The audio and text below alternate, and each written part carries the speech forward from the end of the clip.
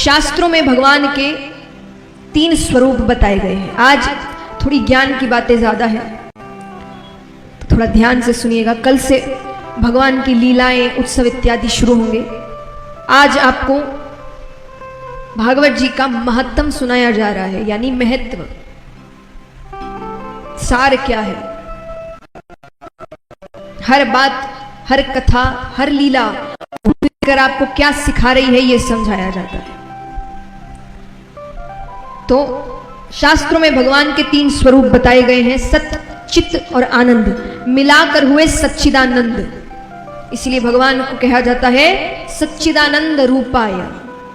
भगवान का रूप है ये। भागवत में जया किशोरी जी ने भगवान के 3 स्वरूप बताए हैं, सत्य, चित्त, नंद, सच्चिदानंद। दोस्तों, भागवत में आज शुरू किया जा रहा है और बहुत ज़रूरी बातें हैं जो जया किशोरी जी आपको बता रही हैं। सत्य, चित्त और आनंद। सत्य माने, सत्य किसे कहते हैं बताइए? स्कूल में आते थे ना 2-2 नंबर के, परिभाषा बताओ, परिभाषा बताइए। सत्य का मतलब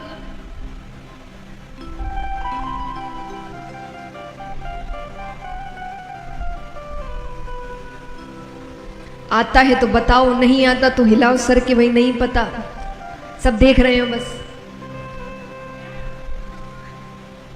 सत्य माने सत्य, सच। और सच क्या होता है? जो कभी बदलता नहीं, जो अडिग रहता है, वो सत्य है। सत्य किसी भी परिभाषा में, किसी भी परिस्थिति में बदलता नहीं है। झूठ परिस्थिति अनुसार, व्यक्ति अनुसार बदलता रहता है। इसलिए कहा जाता है एक झूठ को छुपाने के लिए, जोर से, एक झूठ को छुपाने के लिए जितनी धीरे आप बोल रहे हैं उतना सोचते तो झूठ बोलते वक्त नहीं है। थोड़ा जोर से, आवाज अच्छे से आनी चाहिए। एक झूठ को छुपाने के लिए 100 झूठ बोलने पड़ते हैं। जया किशोरी जी सत्य का मतलब बता रही हैं। सत्य का मतलब सच। कहावत है, एक सच को छुपाने के लिए 100 झूठ बोलना पड़ता है। इसलिए सच्चाई में बहुत ताकत है दोस्तों। आगे जया किशोरी जी आपको देखो क्या बता रही हैं। क्यों बोलने पड़ते हैं? क्योंकि झूठ हर परिस्थिति में बदलता है। हर इंसान को एक झूठ नहीं बोल सकते, थोड़ा घुमाना फिराना पड़ता है, किसी को कुछ, किसी को कुछ, किसी को कुछ। लेकिन सच सबके लिए वो बदलता नहीं। कोई भी परिस्थिति हो, कोई भी व्यक्ति हो, वो एक ही है। तो इस पूरे ब्रह्मांड में सच क्या है, यानी जो कभी बदले ना, वो क्या है? कौन है? परमात्मा, जो कभी नहीं बदलता। कोई भी परिस्थिति हो, कोई भी युग हो, आप और हम यहां नहीं थे तब भी वे थे। आप और जया किशोरी जी बता रही हैं कि सच सच होता है और एक सच बोलने के लिए आदमी 100 झूठ बोल देता है। सच की ताकत देखिए आप दोस्तों। सच यही है, परमेश्वर बिल्कुल सत्य है। परमात्मा वो कल भी वैसे ही था और आज भी ऐसा ही है। और आगे देखिए जया किशोरी जी क्या बता रही हैं, आप ध्यान से सुनिए। हम यहाँ हैं तब भी वे हैं, और आप और हम यहाँ से चले जाएंगे तब भी वे रहेंगे। वो कभी बदलते नहीं। तो सहारा तो उसी का लेना चाहिए ना जो कभी बदले ना। किसी ऐसे का सहारा लेकर क्या फायदा जो बदल जाए।